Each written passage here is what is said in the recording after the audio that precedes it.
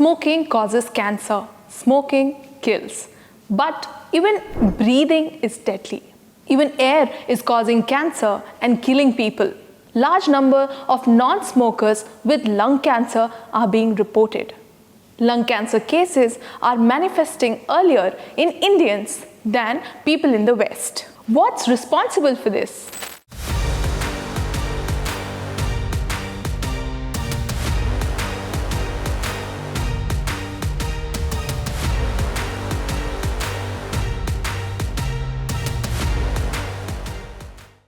Welcome to Second Opinion, where experts speak first. Air pollution in India is more than just about hazards of the smog or dust.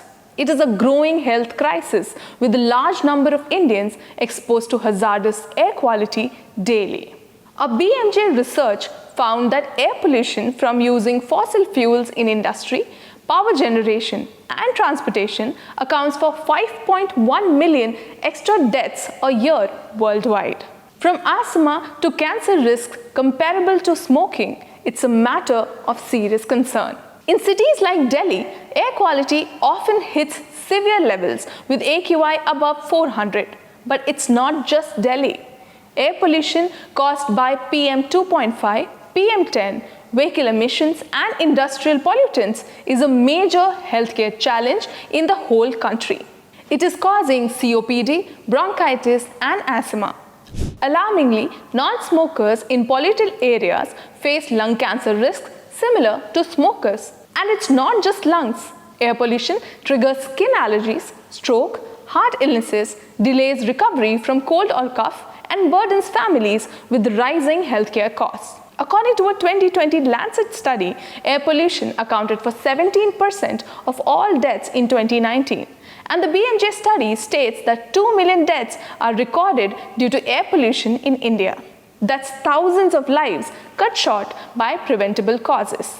Air pollution doubles the risk of COPD and increases asthma prevalence by 20 to 30% in urban children.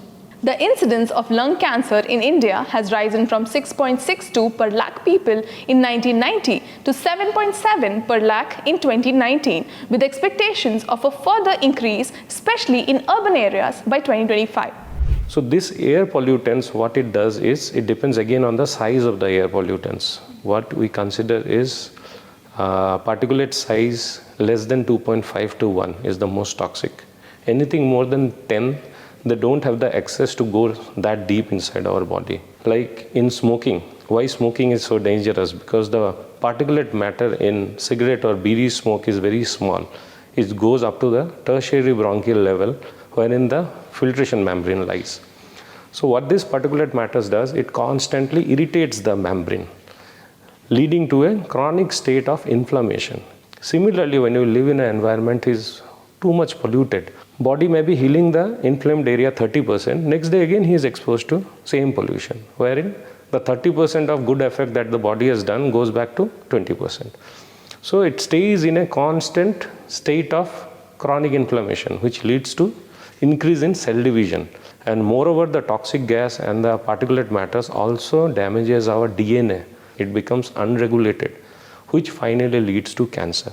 So at the very first go, the things will not land up with cancer. First will be the damage, which might present as COPD, asthma, chronic cough, constant cough, and in a long run, like around 3 years, 4 years, 5 years time, it may land up with lung cancer. In high pollution zones like Delhi, common cold and coughs take 2 to 3 weeks to heal compared to just 5 to 7 days in less polluted areas, straining both health and finances. India's urban PM 2.5 levels, averaging 50 to 100 micrograms per cubic meter, far exceed the WHO's safe limit of 5 micrograms per cubic meter. Modern lifestyles, heavy traffic, industrial emissions, and crop burning are fueling this crisis. But it's not just external factors, but even indoor air quality, from cooking fumes to poor ventilation, adds to the problem. So why is air pollution such a massive health challenge? Let's hear from the experts. You will not believe we have treated cases of lung cancer in the age group of 14 years to 18 years, even less than 20 years. If the environment is very clean and any cough, we say that there is a persistent cough, with treatment, it should stay for the maximum maybe 7 days to a 10 days period of time. Anything beyond that needs to be evaluated so that we don't miss anything significant. But even in cases like infections and common cold and all those things, when we live in a polluted environment, the constant particulate matters are irritating the lung membrane, wherein even though some healing happens, it is not that fast that the healing can happen. So the recovery time is prolonged in certain cities, actually, I'll say in India. Like these issues you will not encounter in villages wherein the pollution levels are much lower. Shockingly, non-smokers in high pollution areas face lung cancer risk comparable to smokers, as per studies from the Indian Council of Medical Research. Lung cancer risk is increasing, with non-smokers' risk matching that of smokers in severe AQI zones. According to various studies done in India, and even a study which I was a part of, nearly 40 to 50% of lung cancer patients in India are non-smokers. One of the foremost reasons is air pollution or outdoor particulate matters. Especially fine particulate matters, like which is PM 2.5 or more, has been shown in many studies related to increase the risk of lung cancer. The second risk is second-hand or passive smoking, which happens. The third risk is indoor air pollution or biomass fuel use, which has been seen. Rare causes also are like occupation exposures to asbestos, chromium, cadmium, arsenic, or genetic mutations. The comparative risk, or what you could say is the relative risk of non-smokers getting lung cancers in India, is half to one-third of that smokers getting in India. But quite a high proportion of patients in India who are non-smokers also get lung cancers. So if you have a cough which goes on for 3 weeks or 4 weeks, if you are getting breathless, then it is time to see a pulmonologist and to work it out. It is not just the lungs, but even your wallet that is impacted. The economic impact of this is huge. Air pollution rate illnesses cost India rupees 1.36 lakh crore annually in healthcare expenses. Just like air conditioners, air purifiers are becoming the new normal. Families spend rupees 5,000 to 1 lakh on air purifiers, with out-of-pocket expenditure rising 15% yearly in cities like Delhi. The pollution in cities like New Delhi does not only make the patient suffer from symptoms of breathlessness, cough, or even at times hospitalization, but it also adds a lot of economic burden. Repeated hospitalizations can take a lot of toll on the family's economy. People tend to buy humidifiers. There are lots of inhaled medications. Sometimes even the oxygen concentrator needs to be used. If the COPD is very severe, then patients also need to use a non-invasive ventilator called as BiPAP at home. So this all adds to a lot of economic burden to the patient.